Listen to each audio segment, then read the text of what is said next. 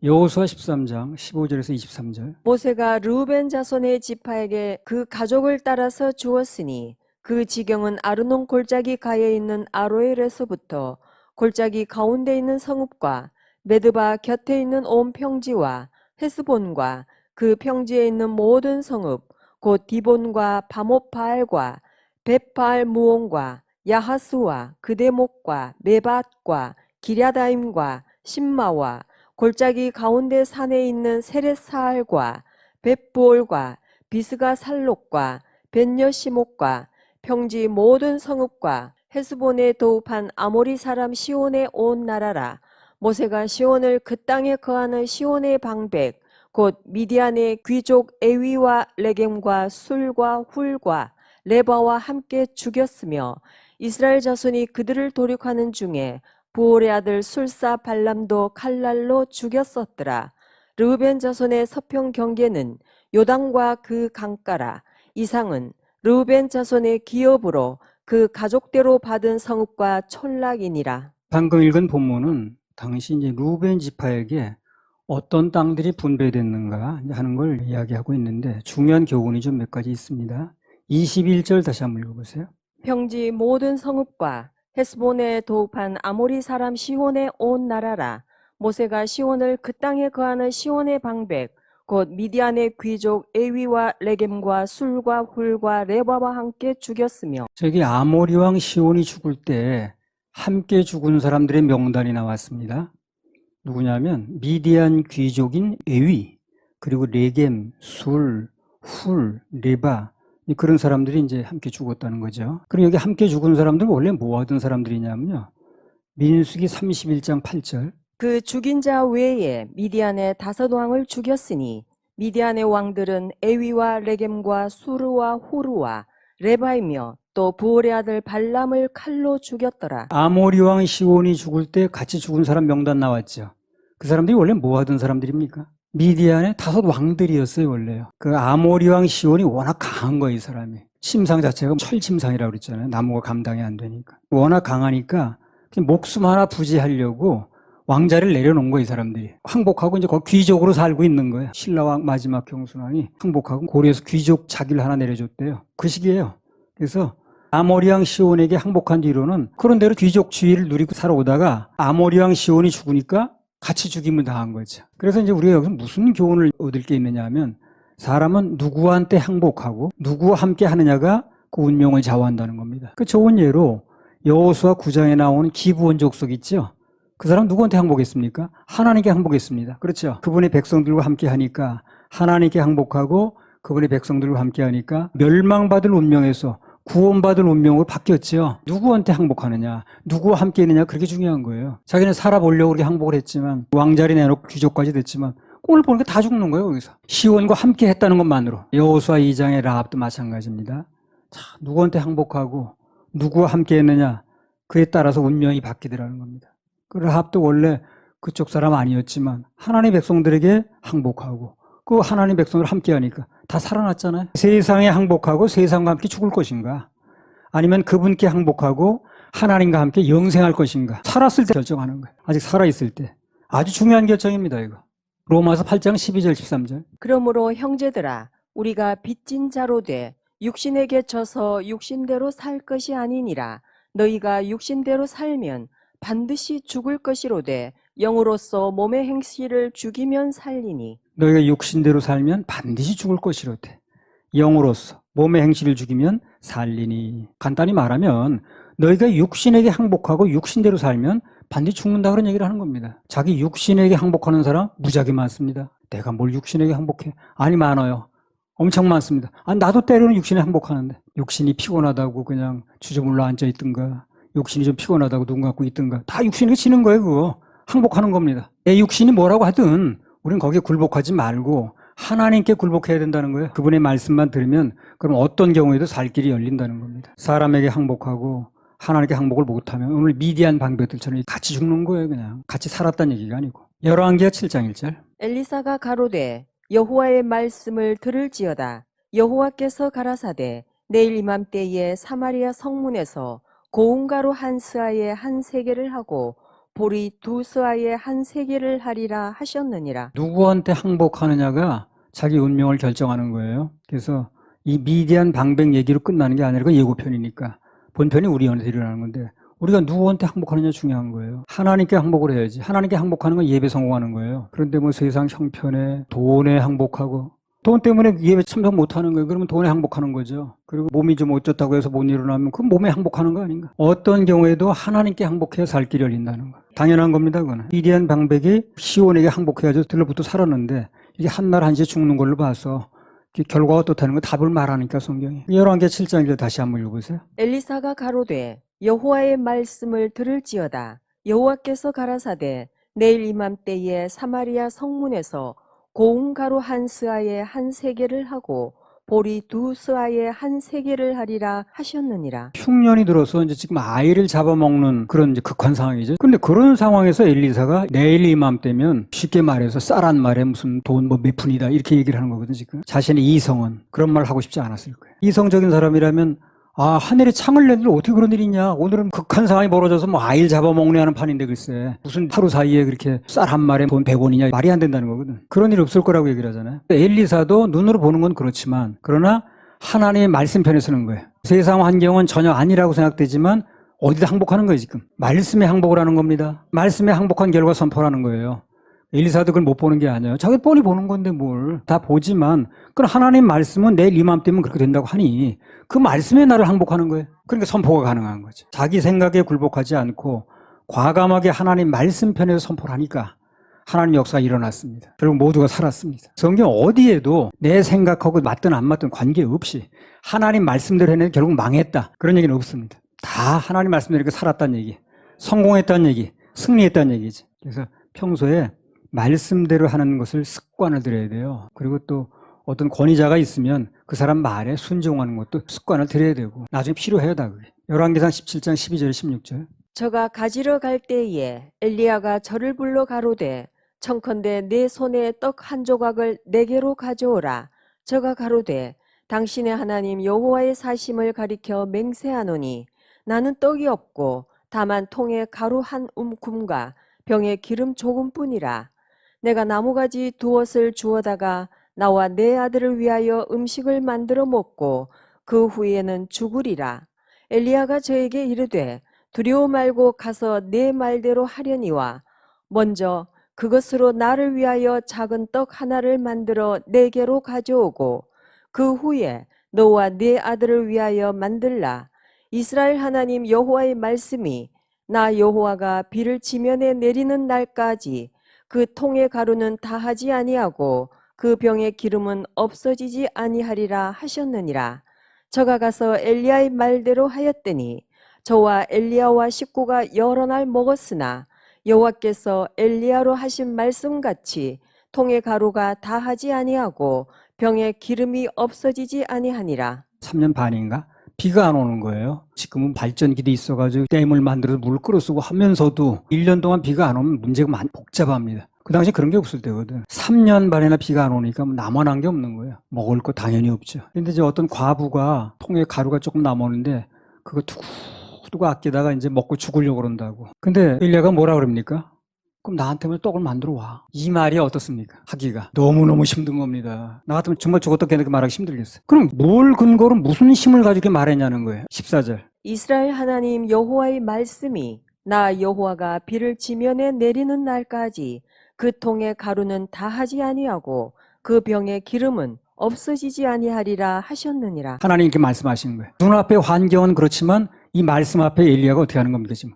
항복을 하는 겁니다. 선포한 결과가 어떻게 됐습니까? 15절, 16절. 저가 가서 엘리야의 말대로 하였더니 저와 엘리야와 식구가 여러 날 먹었으나 여호와께로서 엘리야로 하신 말씀같이 통의 가루가 다하지 아니하고 병의 기름이 없어지지 아니하니라. 그거 먹고 죽을 판이라 지금. 근데 하나님 말씀에 항복을 했더니 여러 날 먹어도 계속해서 가루가 다하지도 않고 병의 기름이 떨어지지 않더라는 거예요. 다 살았다는 얘기죠.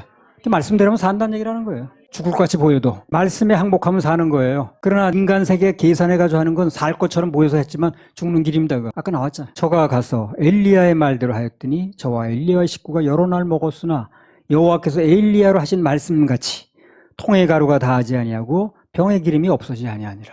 다 살았다는 얘기라는 거예요. 그래서 엘리야도 말씀에 항복했고, 그리고 사르밧 과부 역시 육신의 환경에 굴복하지 않은 거예요. 육신의 환경은 지금 먹고 죽겠다는 건데, 이 여자도 환경에 항복하지 않고 말씀에 항복했습니다. 역시 역사가 일어났어요. 그래서 우리가 어디다 항복하느냐에 따라서 살기도 하고 죽기도 한다는 얘기라는 거예요. 그래서 아까 그 미디안 5방백은 왕이었지만 살려고 항복을 했는데 항복한 대상이 잘못된 거예요. 결국 같이 죽었다는 얘기라는 거예요. 에스더 4장 16절 17절. 당신은 가서 수산에 있는 유다인을 다 모으고 나를 위하여 금식하되 밤낮 3일을 먹지도 말고 마시지도 마소서. 나도 나의 시녀로 더불어 이렇게 금식한 후에 규례를 어기고 왕에게 나아가리니 죽으면 죽으리이다. 하만이라는 사람이 자기한테 인사 안 했다고 괘씸해가지고 모르드게는 물론이고 그 사람 국적이 유대인이라고 그러니까 다 죽이겠다는 거 아니야. 그걸 얘기를 하니까 에스더가 이게 내가 왕 앞에 함부로 나갈 수 있는 게 아니고 궁중 법도가 부르지도 않아 나가게 되면 죽는 거라 거절했죠. 그래서 모르드게가 지금 이 어려운 때 네가 그렇게 나오면 하나님께서 하나님이라는 용어를 쓰진 않았습니다만 다른 데를 통해서 일하실 수 있지만 너 혼자 살려고 생각하지 말아라. 그러니까 에스더가 규례를 어기고, 그 당시 규례를 어긴다는 게 왕이 부르지 않는 데 나가면 경호상의 문제가 생기는 거예요. 죽이려고 온 걸로 생각할 수 있으니까. 그래서 왕이 호를 내밀지 않으면, 사면해 주지 않으면 죽이는 겁니다. 그래서 규례를 어겼다는 건 그 규례에 항복하지 않았다는 얘기라는 거예요. 말씀에 항복했다는 얘기라는 거예요. 에스더가 그 당시 사회 규범이나 자기의 생명을 지키라는 요구에 항복하지 않고 하나님께 항복하니까 역시 뭐가 일어났습니까? 기적이 일어났습니다. 왕이 나라에 반이라도 주겠다는 거예요. 너무 예뻐 보여가지고. 하나님 말씀편에 항복한 사람은 다 살았습니다. 그게 이해가 가는 일이든 안 가는 일이든 관계없이 말씀에 근거해서 항복한 사람은 다 살았어요. 근데 자기 생각을 따지고 계산한 사람은 다 죽었습니다. 신약에 오면 마리아 나오죠. 정혼을 해가지고 처녀가 임자가 생겼는데 동침도 안 했는데 갑자기 남편 외의 원인으로 잉태가 된 거예요. 육신적으로 말도 안 되는 거지 이거. 특히 그 당시에는 돌 맞아 죽습니다. 그러나 말씀이 그렇다고 하니까 말씀에 순종하겠다 그랬죠. 그게 무슨 얘기라는 거예요? 항복하겠다는 거예요. 나를 꺾고 말씀에 항복한 결과 영원히 좋은 예화의 주인공이 됐습니다. 망한 사람 아무도 없다는 거예요. 그래서 방금 로마서 8장 13절에 너희가 육신대로 살면 육신에게 항복하면 반드시 죽을 것이로되 영으로서 몸의 행실을 죽이면 말씀에 항복하면 반드시 살리니 그랬습니다. 삶에서 적용이 중요해요. 과감하게 말씀편에 항복을 해야 됩니다. 환경에 항복해 본들, 형편에 항복해 본들 산 사람이 없어. 여호수아 13장 22절. 이스라엘 자손이 그들을 도륙하는 중에 부올의 아들 술사 발람도 칼날로 죽였었더라. 발람은 술사라고 그랬어요. 술사는 뭐냐면 뭔가 자기 미신적으로 보이는 걸 믿는 사람이거든. 그리고 그걸 선포하는 사람이거든. 하나님 외의 것을 믿거나 전파하거나 그런 사람은 반드시 어떻게 됩니까? 죽는다는 겁니다. 하나님 외의 것을 믿으면 안 돼요. 그 무엇이 됐든 간에 나도 믿으면 안 돼. 하나님 앞에서는 술사, 술수 부리면 안 된다는 거예요. 어떤 경우에도 사는 방법은 내 방법과 계산을 내려놓고 고정관념도 내려놓고 언제나 말씀대로 정도를 가는 겁니다. 내가 살아보니까 그렇더라고. 말씀대로 하게 되면 처음에는 좀 손해보는 것 같고 좀 안 되는 것 같고 이게 되는 일이야 안 되는 일이야 그런 것 같아도요. 점점 잘 됩니다. 내가 참 좋아하는 구절이 하나 있습니다. 보겠습니다. 역대하 27장 6절. 요담이 그 하나님 여호와 앞에서 정도를 행하였으므로 점점 강하여졌더라. 하나님 앞에서 요담이라는 왕이 정도를 행했다는 거예요. 정도가 뭐냐면 주님 바라보는 거예요. 주님만 믿는 게 정도입니다. 정도를 행했더니 점점 약해졌다는 거예요. 강해졌다는 거예요. 점점 강해졌다는 거예요. 이 구절이 얼마나 힘이 됩니까? 하나님 앞에서 그분만 바라보고 가다 보면 급히 안 된다 할지라도 점점 강해지는구나. 점점 약해지지 않는구나. 말씀이 얘기하는 거 아니에요, 지금. 요담처럼 하나님 앞에서 정도를 가면 주님만 바라보면 점점 약해지는 게 아니라 점점 강해진다는 겁니다. 지금부터는 13장의 나머지 부분을 이제 읽을 텐데요. 무슨 말씀이 가장 많이 나오는가? 그걸 한번 주의해서 들어보시기 바랍니다. 여호수아 13장 24절에서 33절 다 읽어보세요. 모세가 갓 지파 곧 갓 자손에게도 그 가족을 따라서 주었으니 그 지경은 야셀과 길르앗 모든 성읍과 암몬 자손의 땅 절반 곧 랍바 앞에 아로엘까지와 헤스본에서 라맛 미스베와 부도님까지와 마하나임에서 드빌 지경까지와 골짜기에 있는 벳 하람과 벳 니무라와 숫곡과 사본 곧 헤스본 왕 시온의 나라의 남은 땅 요단과 그 강가에서부터 요단 동편 긴네렙 바다의 끝까지라. 이는 갓 자손의 기업으로 그 가족대로 받은 성읍과 촌락이니라. 모세가 므낫세 반 지파에게 주었으되 므낫세 자손의 반 지파에게 그 가족대로 주었으니 그 지경은 마하나임에서부터 온 바산 곧 바산 왕 옥의 전국과 바산 경내 야일의 모든 고을 60 성읍과 길르앗 절방과 바산 왕 옥의 나라 성읍 아스다롯과 에드레이라. 이는 므낫세의 아들 마길의 자손에게 돌린 것이니 곧 마길 자손의 절반이 그 가족대로 받으니라. 요단 동편 여리고 맞은편 모압 평지에서 모세가 분배한 기업이 이러하여도 오직 레위 지파에게는 모세가 기업을 주지 아니하였으니 이는 그들에게 말씀하신 같이 이스라엘 하나님 여호와께서 그 기업이 되심이었더라. 무슨 말씀이 가장 많이 나옵니까? 24절, 28절, 29절, 31절. 한번 보세요. 무슨 말이 가장 많이 나와요? 가족대로. 그러니까 하나님께서 이스라엘 백성들의 땅을 분배해 주실 때 한 개인 앞으로 주는 게 아니에요. 가족 단위로 주셨다는 가족 단위로. 하나님께서는 가족이 뭡니까? 가정이죠. 가정을 아주 귀중하게 여기세요. 이 세상에 많은 단체들이 있지만 하나님께서 직접 만드신 단체는 두 가지가 있어요. 하나는 가정, 그 다음에 교회. 가정이 먼저 생겼고 아담과 하와가 가정을 이뤘으니까 그 다음에 많은 날이 지나간 다음에 교회가 생겼습니다. 예수님 십자가에 못 박혀 돌아가시면서 성령님이 오시면서 교회가 생겼어요. 그래서 하나님께서는 교회를 사랑하셔서 핏값 주고 사셨는데 그거 못지않게 가정도 사랑하십니다. 아주 귀중하게 여겨요. 하나님 안에서는 가정과 교회가 떼일래야 떼일 수 없는 관계입니다. 아주 밀접한 관련이 있어요. 그래서 가정이 무너지면 교회도 어쩔 수 없이 영향을 받는 거예요. 그렇게. 그래서 교회는 가정 문제를 교회 문제 못지않게 다룰 수밖에 없어요. 아니 남의 가정 일에 교회가 왜 이렇게 이래저래 하는지 그렇게 생각하는 사람이 있어요. 가정 문제가 따로 떨어진 게 아니라니까요. 가정에 문제가 생기면 교회 문제가 되는 거예요. 그게 연결되어 있기 때문에. 그래서 가정 문제를 다뤄주는 거예요. 결국 교회 문제가 되니까 그게. 가정과 교회는 밀접한 관련이 있다니까요. 그래서 땅 나누기도 가족대로 하는 거예요. 사도행전 16장 31절. 가로되 주 예수를 믿으라. 그리하면 너와 내 집이 구원을 얻으리라 하고. 한 사람이 거기서 나와서 먼저 구원을 받으면 그 사람 통해서 전도가 또 돼가지고 결국은 궁극적인 목적이 다 구원하는 거예요. 가족 구원입니다. 가족 구원. 가족 단위로 구원하는 거 좋아하신다니까. 그래서 개인이 와서 예배 드리는 것도 나쁠 건 없습니다만 가족 전체가 주님을 섬기고 가족 전체가 예배 드리는 가정에는 특별한 복을 주십니다. 하나님. 또 특별한 힘이 있어요. 사정이 이제 그렇다 보니 사단은 어찌하든 뭘 공격합니까? 가정을 공격합니다. 아주 혈안이야. 가정이 무너지면 교회가 영향받거든. 그러니까 어떻게 해서든지 교회 영향받게 하려고 가정을 아주 집중 공격하는 거예요. 불화가 일어나게 만들고 싸우게 만들고 다투게 만들고 서로 말도 안 하게 만들고 뭐 이렇게 만드는 거예요. 그게 사단의 수법이라는 걸 알아야 돼. 그걸 모르다 보니 넘어가가지고 그냥 춤춰주기 바빠. 사단이 가정을 공격하는 최종 목적은요. 교회를 공격하는 겁니다. 가정이 무너지면 교회가 영향을 받거든. 교회는 한 번에 공격하기 힘든 거야. 여럿이 모여 있다 보니까. 한 번에 공격하기 힘드니까 작은 단위인 가정부터 공격을 해서 결국 교회를 무너뜨리려고 하는 거예요. 가정 문제 우리 잘 해야 되는 거예요. 가정이 하나하나 무너져가면서 교회가 영향받게 만드는 거거든. 그걸 우리 수법을 알아야 되는 거예요. 그래서 때로는 가정 문제에 교회가 개입을 해서 얘기할 수밖에 없는 거예요. 그게 곧 교회 문제가 되니까. 특히 마지막 시대는요. 사단이 아주 가정을 집중 공격하는 시대입니다. 도처에 아주 가정 무너지는 소리가 들려요. 맨 그 얘기야. 신문도 사면 보세요. 맨 가정 무너지는 얘기지. 뭐 어떤 남자가 부인을 두고 어쨌다는 둥, 어떤 여자가 무슨 뭐 가정이 있는데 뭐 어디가 뭐 어쨌다는 둥. 맨 그런 얘기 아니야? 그게 다 가정 무너지는 얘기거든. 전에 그 미국 드라마 중에 위기의 주부들이라고 있었어요. 그거 전부 가정 무너지는 얘기입니다. 그거. 그래서 마지막 시대에는 어찌하든 가정을 지키는데 온 힘을 기울여야 됩니다. 그래야 교회도 지켜지는 거예요. 가정 평화, 목회 평화. 가정 평화, 사업 평화. 가정이 평화로워야 돼. 사업도 되는 거고 목회도 되는 거고 다 되는 거예요.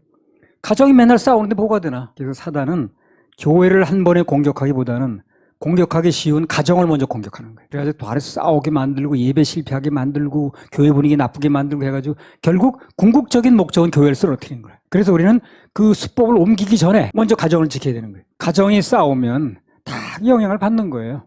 가정 문제를 끝나지 않는다는 거예요. 가정 평화, 인생 평화야. 꼭 교회가 아니라도 뭔가 그 나름대로 일을 좀 이뤄내는 사람 보면 다 가정이 평안합니다. 대중가수 중에 서른도라고 있어요. 가정생활하는 게 나왔는데 참 가정을 성실하게 잘 하더라고요.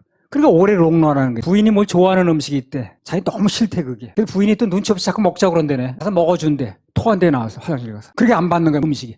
그래서 먹자 그러면 먹어준다는 거야. 그래서 야 저렇게 하니까 가정을 유지하는구나 저 사람이. 지금도 아주 롱런하고 있잖아요 그 사람이. 뭔가 좀 이뤄내는 사람은 가정을 다 평안하게 합니다. 가정이 맨날 싸우고 그래가지고 뭐 잘 되는 사람 별로 못 봤어요. 힘이 없는데 뭐 힘이. 그래서 가정에 싸우는 사람 밖에 나가서 또 싸워요. 아무리 어려운 상황이 와도 가정만 튼튼하게 서 있으면 다시 일어섭니다. 반대로 가정이 무너지면 견뎌낼 장사가 없어요. 다 무너집니다. 그래서 어쩌다 보니 한국이 이혼율 세계 상위권에 들어갔어요. 뭐 1등이라고 그러든가 2등인가 그 뭘 좋다고 그랬어요. 그게 바로 한국 교회 위기라는 거예요. 전도서 4장 9절에서 12절. 두 사람이 한 사람보다 나음은 저희가 수고함으로 좋은 상을 얻을 것임이라. 혹시 저희가 넘어지면 하나가 그 동물을 붙들어 일으키려니와 홀로 있어 넘어지고 붙들어 일으킬 자가 없는 자에게는 화가 있으리라. 두 사람이 함께 누우면 따뜻하거니와 한 사람이면 어찌 따뜻하랴. 한 사람이면 패하겠거니와 두 사람이면 능히 당하나니 삼겹줄은 쉽게 끊어지지 아니하느니라. 나이 됐으니까 결혼한다 이거보다도 결혼을 꼭 해야 된다는 당위성이 있어야 되는 거 아니야. 근데 이 구절을 나한테 주시는 거예요. 두 사람이 한 사람보다 낫다는 거예요. 그럼 결혼하면 두 사람 되는 거죠. 혼자 사는 것보다 낫다는 얘기라는 거거든. 왜 그러냐? 식물 앞에서 하나님 위해서 수고하면 좋은 상을 얻게 된다는 거예요. 그럼 결혼할 이유가 되는 거죠 이게. 혹시 저희가 넘어지면 하나가 그 동물을 붙들어 일으키려니와 홀로 있어 넘어지고 붙들어 일으킬 자가 없는 자에게는 화가 있겠다. 두 사람이 함께 누우면 따뜻하거니와 한 사람이 어찌 따뜻하랴. 한 사람이면 패하겠거니와 두 사람이면 능히 당하나니 삼겹줄은 쉽게 끊어지지 아니하느니라. 결혼하는 게 하나 뜻이구나. 그리고 또 하나 여기 중요한 건 뭡니까? 삼겹줄이 쉽게 끊어지지 않는다 그랬어요. 삼겹줄은 부부간에 이겹줄이 생긴 거예요 결혼하면. 근데 거기 하나님의 줄이 하나 더 들어가는 거예요. 그래서 어떤 줄이라고 딱 말할 수 없지만 보이지 않는 줄이 하나 또 들어가서 삼겹줄이 되는 겁니다. 두 사람 줄이 끊어져도 삼겹줄 중에 하나님 줄이 안 끊어지니까 그 부부가 헤어지지 않는 거예요. 오늘날 하나님의 줄은 없이 그냥 부부만 이겹줄을 만드는 거야. 그 두 부부가 그냥 손만 놔버리면 그냥 끊어지는 거예요. 그래서 우리나라 이혼율이 높은 거예요. 하나님이 삼겹줄이 안 되니까. 둘이 살다 보면 뭐 어려울 때도 있거든. 그래서 그냥 아이고 힘이 없어 놔버려. 그래서 놀 때도 있죠. 그러나 하나님의 줄이 연결돼 있으면 안 놔지는 거예요. 그게 계속 연결이 되는 거예요. 근데 하나님 줄이 없다 보니까 두 사람 손만 넘으면 끊어져 버리는 거예요. 그래서 우리나라 이혼율이 그렇게 높다는 거예요. 결혼할 때는 반드시 두 사람만 좋다고 할 게 아니라 거기에 하나님을 개입시켜서 하나님이 그 가정의 주인이 되어야 되고 그리고 하나님이 삼겹줄이 되어 주셔야 둘이 혹시 끊어져도 다 한계가 와도 그 줄이 안 끊어지니까 가정이 유지된다 이 말이에요. 결혼식에 어쩌다 가보면 전혀 하나님 없이 그냥 둘이만 좋다고 결혼하는 분 참 딱한 거야. 야, 저 되게 무모한 일 하고 앉았네. 살다 보면 어려움이 있을 텐데 저 사람들 어떻게 하시려고 그러나. 하나님이 삼겹줄이 안 되면 두 줄만 가지고 버티기 힘들 텐데 저 어떻게 버틸려고 그러나. 답답하죠. 그래서 늘 강조하듯이 처음부터 만남이 아주 중요합니다. 정말로 가정의 행복을 원한다면 먼저 하나님을 그 가정의 주인으로 모셔서 그 하나님이 우리 이겹줄에 삼겹줄이 돼주셔야 됩니다. 그러면 쉽게 끊어지지 않는다고 그랬으니까. 전에 제주도 갔다 이제 오는데 기념품 파는 가게가 있더라고. 근데 그 앞에서 그냥 막 어떤 신혼부부 같이 보이더라고. 신혼부부는 다 표가 나요. 복장부터가.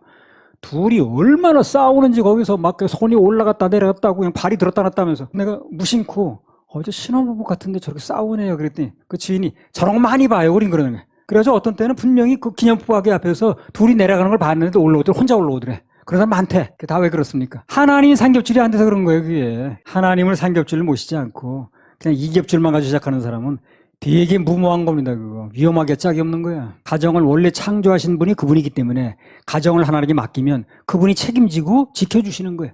그래서 가정이 지켜지는 거예요. 근데 그게 없다 보니 오늘날 이혼율이 세계적으로 높아진 거야. 원래 가정을 만드신 분이기 때문에 진짜 가정사에게 전문가는 하나님이십니다. 그래서 가정은 전문가이신 그분에게 맡겨지기만 하면 그러면 어떻습니까? 잘 지켜집니다. 그야말로 그분께서 아주 전문가답게 일하십니다.